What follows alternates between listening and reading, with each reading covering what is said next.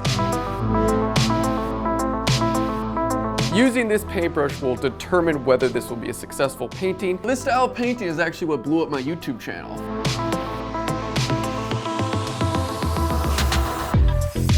Oh! Another child is born! So my YouTube channel really picked up in 2019 when I was painting acrylic characters and making stencil projects. I really fell in love with this style of painting and did quite a few. I still have a lot here hanging in my studio that I have not sold. I haven't painted in that style in quite a while, so I am going to recreate one of my favorite characters today, my Medusa. Here she is in all of her glory. One of my most prized possessions. I made 3 custom stretch canvases and made a giant old stencil for this character, and I just really love the composition.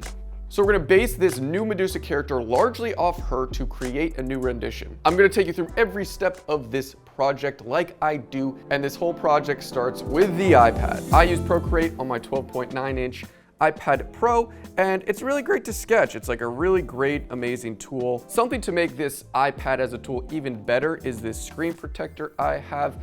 It mimics paper. I've been using it actually for 3 years. It's called the Paper-like. I love the feel of paper. I love the traditional sort of idea of thumbnailing sketches. On the iPad is just way easier and saves some time, but having this sort of tactile feel like drawing on real paper is just a huge bonus in this early stage of sketching. You know, Medusa is looking good. I actually love to use this mirror effect. It helps save some time, and specifically this character is quite symmetrical, which is sort of my style of doing things in this genre of character illustration. Paper-like uses micro bead technology called nanodots to give you the stroke resistance of a real paper without sacrificing any screen clarity. I bought this product for myself like 3 years ago. It's really cool that they reached out now to sponsor this video, but it's a product that I absolutely love. It not only protects your iPad screen, but it gives anti-glare, which is a huge benefit for me because I work in a studio with lights.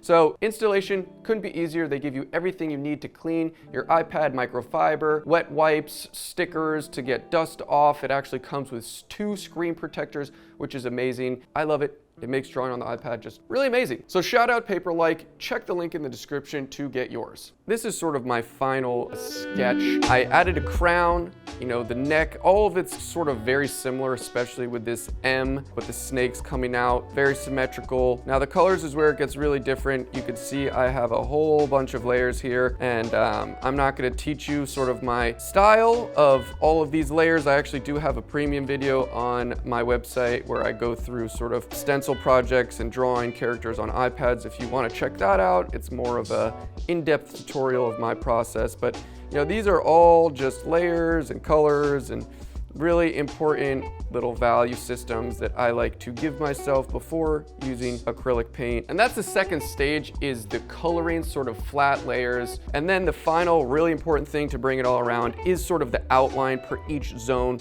So we have a different color outline for the crown. There's an outline for the snakes, of course, and then the facial features.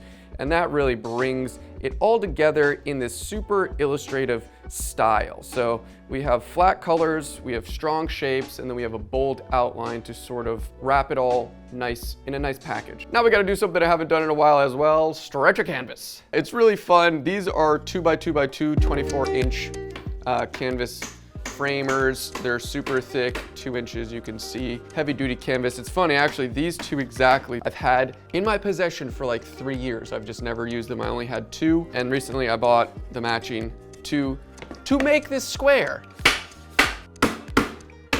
This was a bit tighter than usual because I think those older pieces expanded with the moisture. There she is. We want to make sure she's nice and square. So we got 34 on the dot there and 33.5 there. So I need to, we got 33 3/4 and 33 3/4. So that's how you know it is square. I'm gonna move this tape. Oh!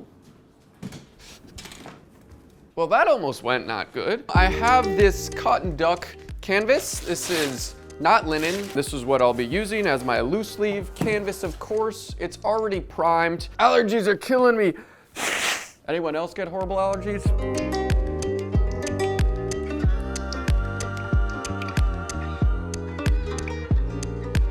can roll this back up, and boom, there's our nice canvas. That crink will definitely come out when I stretch it nice and good. I'm going to flip the canvas upside down, so this is the side I want to paint on. Then as you can see, there's these notches.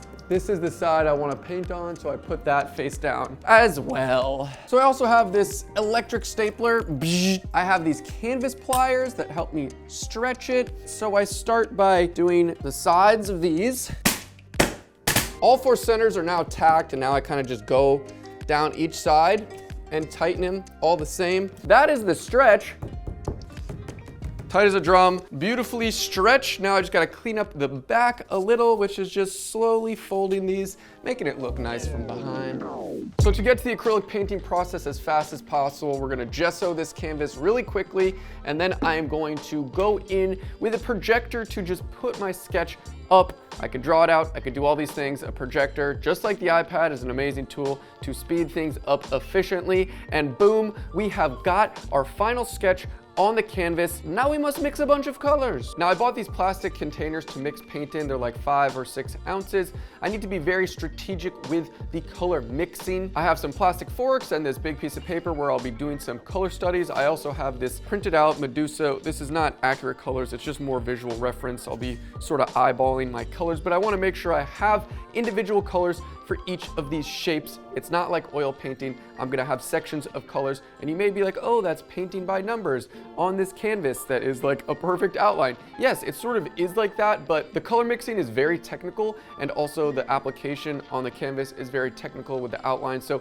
it's really fun for me in that sense, but the full creative aspect was on the iPad, and that's sort of all done. Now it's time to execute on that idea. And there you go. It took longer than I thought. Got all the canisters, we did some color studies. I'm pretty confident with what we're working with now. We'll see, you never really know till it gets on the canvas. I have a few new packs of paintbrushes specifically for acrylic paint that I like to use. And that's about as prepped as we're gonna get. Emergency nose blow. Finally we can start.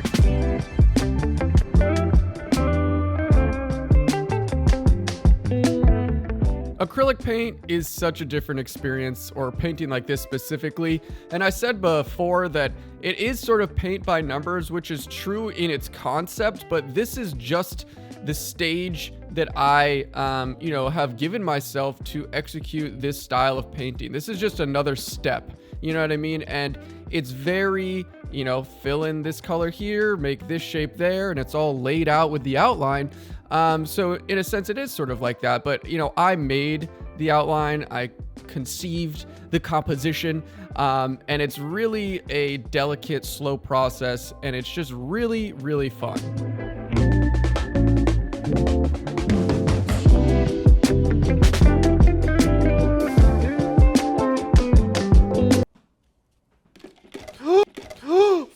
I hope that was worth it, because now my whole studio is extremely dirty. Comment below if you thought that was real, if you watched the whole video. I saran wrapped that to sort of pull a stunt, trying to test out some short form trickery, but the canvas is safe, don't y'all worry, even though there was some leakage, so clearly I didn't do a good enough job. She's safe. Was that worth it? Not really sure, but I got a new haircut, so let's just continue.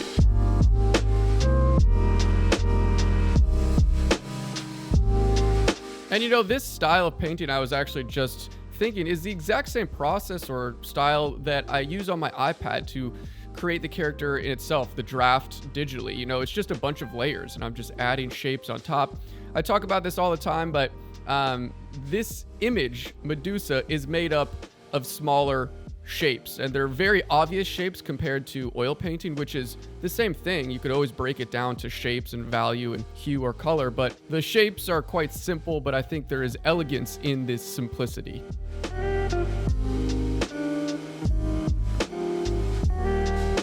We're in a good spot right now. It's nice to be here because it takes a lot of effort to arrive all these different shapes, very tedious work. We are going to use this paintbrush now to outline. Using this paintbrush will determine whether this will be a successful painting.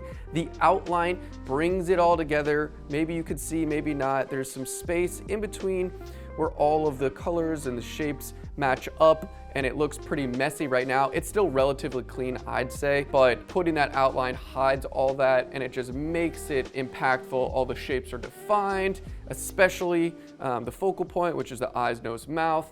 Obviously the snakes. Background is a different story, and we'll talk about that later, but we're gonna start lining with this liner paintbrush.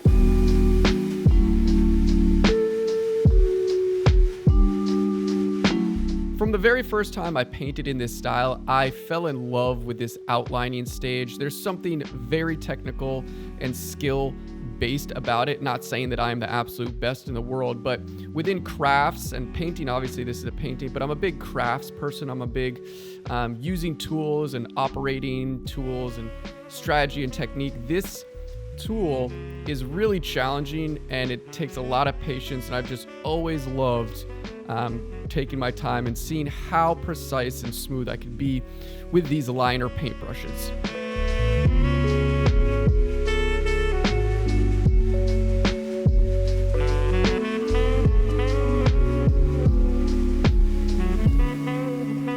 And after this main outline is finished, I get to go in with some masking tape, and this will cover my gorgeous Medusa character to protect it from the spray painted background. I go in with a super sharp X-Acto knife and delicately cut out the tape, making sure not to cut through the canvas. And then I sort of have this reverse stencil where I could spray paint freely and just make a super clean background. Again, if you're confused with any of this process, you can check out the premium video, which goes through every step. I always get a zillion questions. Why do you do this? Why do you do it at this stage? The masking tape, the spray paint, it's all answered there. I don't have time to go through it in this video. It's always fun peeling the tape back. It is very satisfying. You reveal the gorgeous saturated acrylic paint under it. You're left with this super nice, relatively clean background. The character just pops now. The composition seems a little more unified because of the background. We're not done exactly yet because part of the spray background intercepted a few of the outlines. That always happens. So I'm just gonna go back in, solidify some more of these outlines, make it a little bolder in places. Also with a paintbrush, I'll add some whites, just minor details, last 10% of this painting process, maybe bring some value in the snakes, just things, anything I want, you know, in this final stage with a paintbrush and acrylic paint. And when I'm done with that, you're just left with a super awesome, illustrative, punchy character. I was so happy to do this. I haven't, like I said, in so long.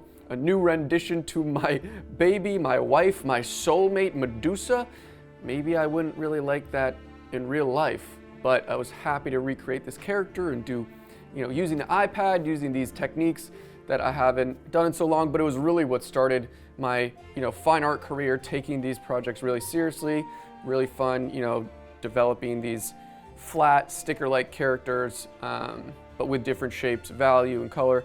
It's just right up my alley. So I hope you enjoyed. If you stayed to the end of this video, I love you. Comment Gorgon down in the comments and let me know what you think. Of course, this isn't the last time I'm doing a Medusa painting. I actually have the biggest painting project of my whole life individually, photo shoot idea.